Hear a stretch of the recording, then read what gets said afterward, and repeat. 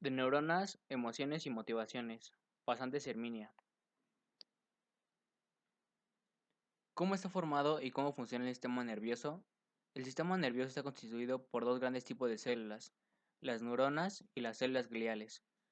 Las neuronas cumplen la función de recibir e integrar información y enviar señales a otros tipos de células, excitables a través de contactos sinápticos.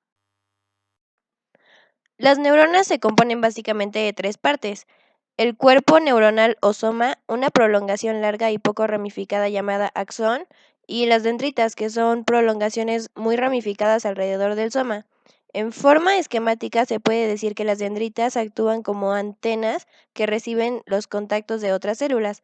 En el soma se lleva a cabo la integración de toda la información obtenida en las dendritas y finalmente el axón transmite a otras células el mensaje resultante de la integración. La transmisión de los impulsos nerviosos entre dos neuronas tiene lugar en la conexión entre ambas llamada sinapsis. La sinapsis se establece normalmente entre la parte terminal de un axón y el cuerpo o las dendritas de otra neurona. La estructura sináptica está formada por la membrana presináptica, la hendidura sináptica y la membrana postsináptica. Las múltiples sinapsis son las estructuras que permiten la comunicación entre los aproximadamente 28.000 millones de neuronas de nuestro sistema nervioso. Se producen entre un terminal del axón y una dendrita de otra neurona. La comunicación entre dos neuronas se realiza mediante señales químicas y eléctricas y se lleva a cabo en los botones sinápticos situados en cada extremo de las ramificaciones del axón que conectan con otra neurona en la sinapsis. En el interior de cada botón sináptico existen pequeños depósitos llenos de una sustancia química llamada neurotransmisores, que ayudan a traspasar la información de una célula a otra. Existen muchas moléculas que cumplen esta función de neurotransmisores, entre otras acetilcolina, dopamina, glutamato, glicina, etc. En función del neurotransmisor que utilicen y de las partes de la neurona que conecten para la neurotransmisión, existen una variedad de clases de sinapsis, estimuladoras, inhibidoras, etc. Existen dos tipos de comunicación en la que se crea un puente químico y otra en la que su comunicación es directa a través de la sinapsis eléctrica. Son generalmente sustancias sencillas las que utilizan las neuronas. Los neurotransmisores pueden clasificarse desde el punto de vista de su estructura en tres grandes grupos: los aminoácidos, las aminas y los péptidos. Todos ellos parecen intervenir en el origen y control de las emociones, aunque de algunos de ellos se sabe más que de otros.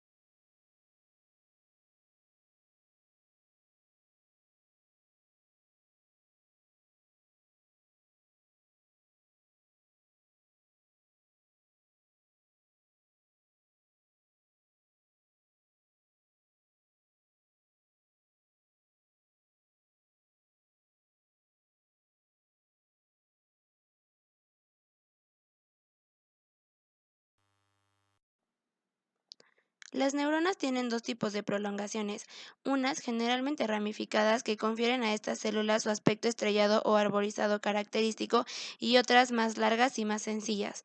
Según la cantidad de prolongaciones que tengan las neuronas, estas se clasifican en unipolares, que tienen una sola proyección y esta se ramifica en dos prolongaciones, una de las cuales funciona como axón, mientras que la otra recibe señales y funciona como dendrita. Las bipolares, que tienen dos prolongaciones, una dendrita y un axón, y las multipolares, que presentan un axón y dos o más dendritas. Ansiedad y angustia. La ansiedad es una condición natural. A nivel biológico, considerada como un estado de superalerta, es un elemento clave para la supervivencia del individuo. En la vida cotidiana puede ser un factor importante en el éxito o fracaso, en la felicidad o infelicidad de los individuos. Hay muchas situaciones de ansiedad que, unos más que otros, todos hemos experimentado en alguna ocasión. La ansiedad con todas sus características orgánicas como el temblor ligero, palpitaciones, manos frías o sudoración. Pero como también todos hemos observado, existen enormes diferencias individuales en relación con estas manifestaciones naturales de ansiedad. La ansiedad también puede llegar a ser una respuesta patológica a este nivel. Puede definirse como una actitud de preocupación exagerada o sin fundamento ante circunstancias que podrían calificarse como normales. Los ansiolíticos actúan a nivel de un receptor muy conocido que es el del neurotransmisor inhibidor más importante del sistema nervioso, el GABA. Este receptor es una molécula muy compleja que, como todos los receptores, es una proteína. A lo que queremos llegar es a lo siguiente. Los cuadros patológicos de ansiedad extrema, así como las manifestaciones naturales y pasajeras de ansiedad moderada, están asociados con la función de neuronas que emplea el GABA como neurotransmisor. Puede ser que estas neuronas estén directamente a cargo de la expresión y el control de las manifestaciones de la ansiedad, o bien que siendo el GABA una sustancia inhibidora, este control se lleve a cabo indirectamente, a través de una mayor o menor inhibición del GABA sobre otras neuronas como un mecanismo de regulación por medio de circuitos neuronales.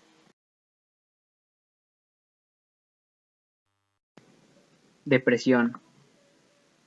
Hay personas por naturaleza optimistas, alegres, que muestran entusiasmo para emprender todo tipo de acciones. Ven con confianza el futuro, enfrentan los problemas con buen ánimo y aún así las cosas no funcionan como ellos quisieran. Siempre encuentran una explicación más o menos razonable y emprenden de nuevo el camino sin desánimo. Otras personas son el reverso de la medalla. Pesimistas, ven el mundo negro, peligroso y sospechan de todo. Cuando las cosas les salen muy bien, están temerosas y desconfiadas, pensando en que algún día todo se irá a un lado. Entre dos extremos existen toda una gama de personalidades intermedias y por supuesto una persona no tiene continuamente una actitud como la descrita. Otra forma de depresión se conoce como bipolar o maniático-depresiva. Se denomina así ya que los episodios de depresión con síntomas que hemos descrito se alternan otros conocidos como episodios de manía, en los que los pacientes presentan alteraciones en la conducta a veces opuestas a las que el periodo estrictamente depresivo. Agresividad y pasividad.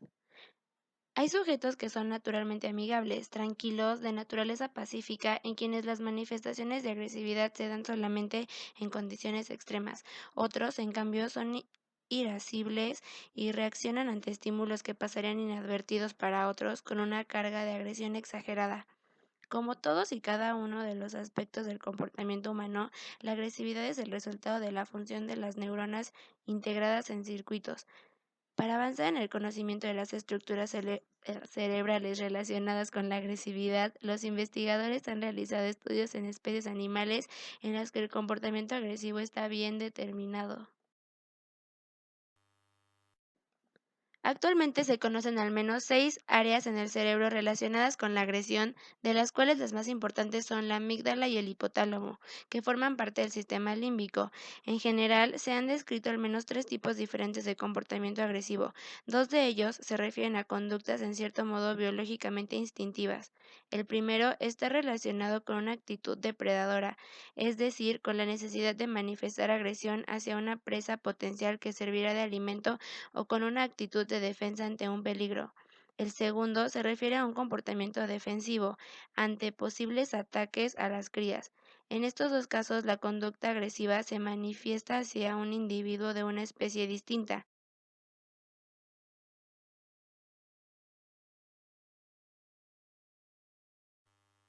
Esquizofrenia. La esquizofrenia es una de las alteraciones mentales más dramáticas y devastadoras.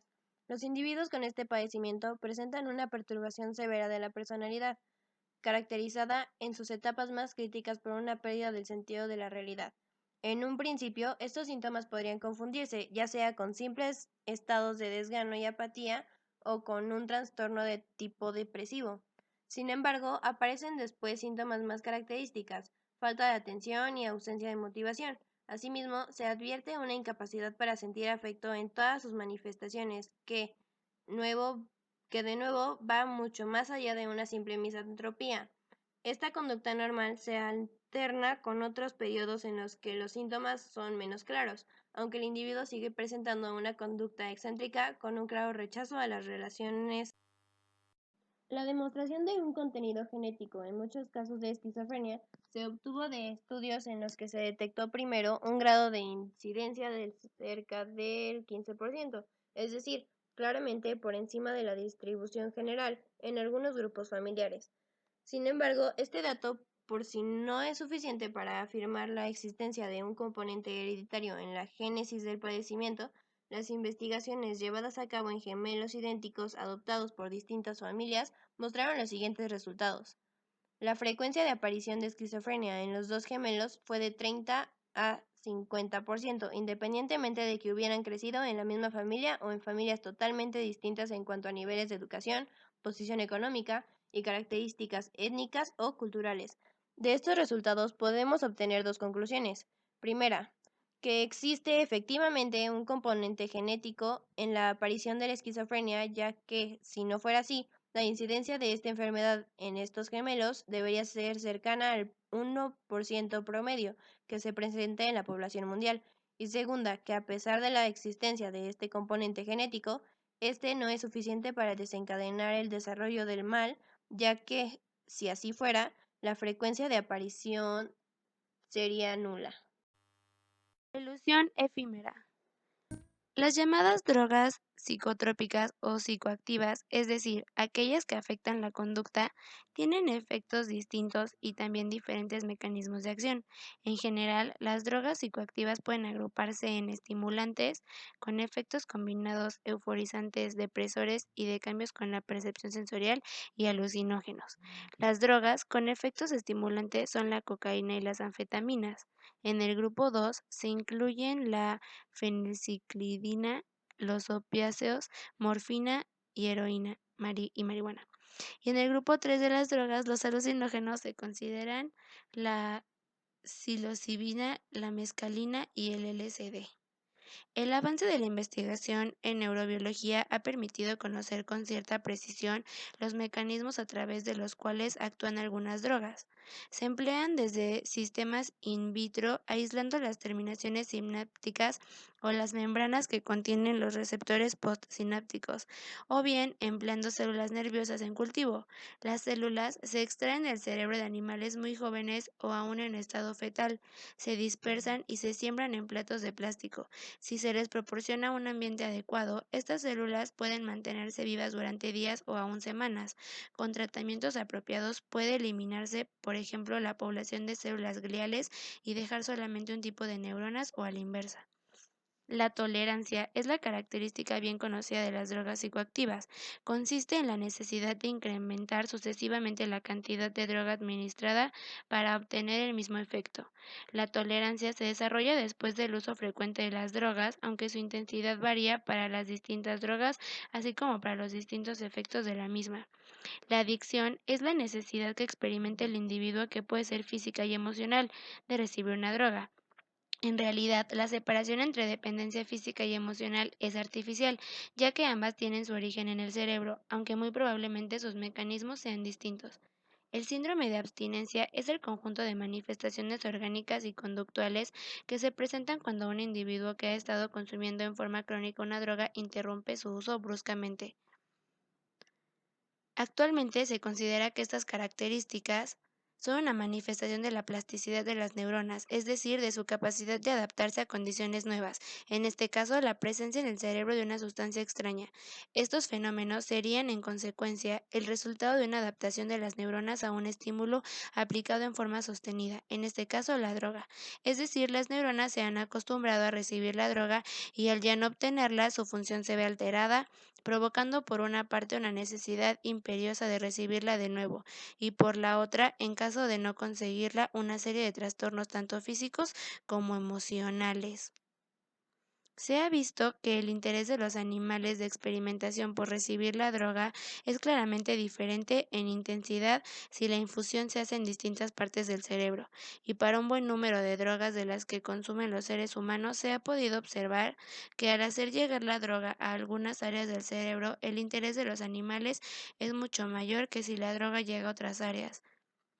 Es decir, existen determinadas neuronas localizadas en ciertas zonas del cerebro que producen la sensación, cualquiera que ésta sea, que hace que los animales insistan continuamente en recibir la droga, es decir, que se vuelven adictos a ella.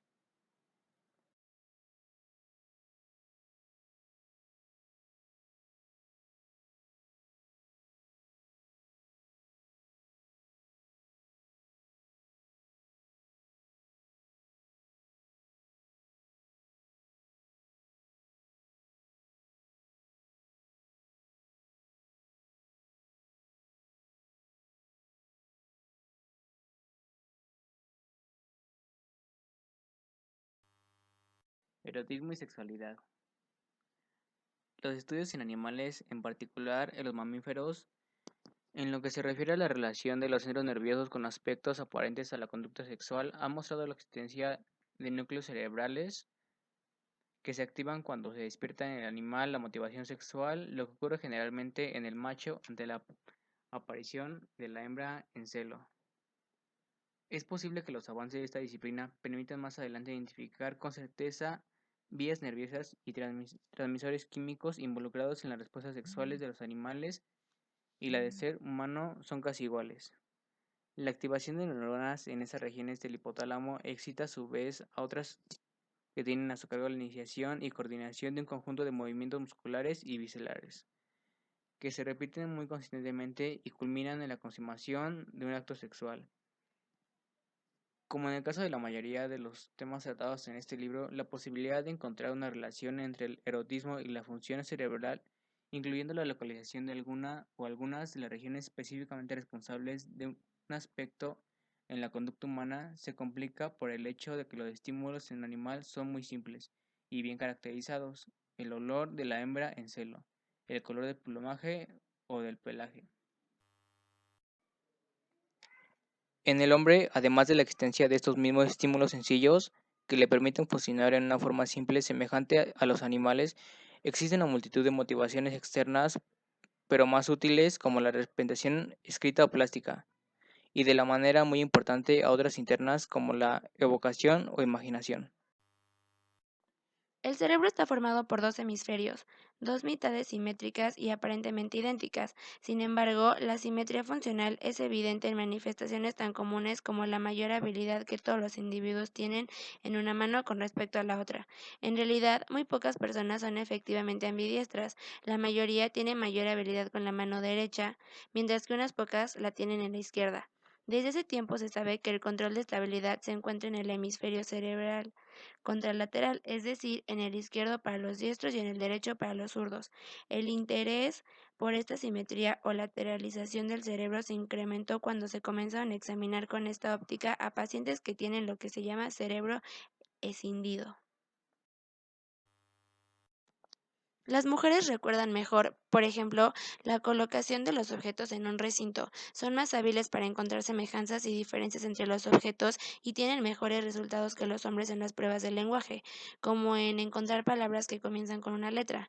Las mujeres también superan a los hombres en la realización de cálculos aritméticos sencillos. También las mujeres se desempeñan mejor en las tareas que requieren coordinación manual fina, lo que claramente han detectado los encargados de contratar empleados para la industria de ensamble de piezas finas, en las que la gran mayoría de los que allí trabajan son mujeres, simplemente por el hecho demostrado de que son mejores que los hombres para este trabajo. Los hombres obtienen mejores resultados que las mujeres cuando se trata de resolver problemas en las que el resultado implica imaginar un cambio en la posición espacial de un objeto. Son mejores también interceptando proyectiles o dirigiéndolos hacia un blanco determinado. Finalmente,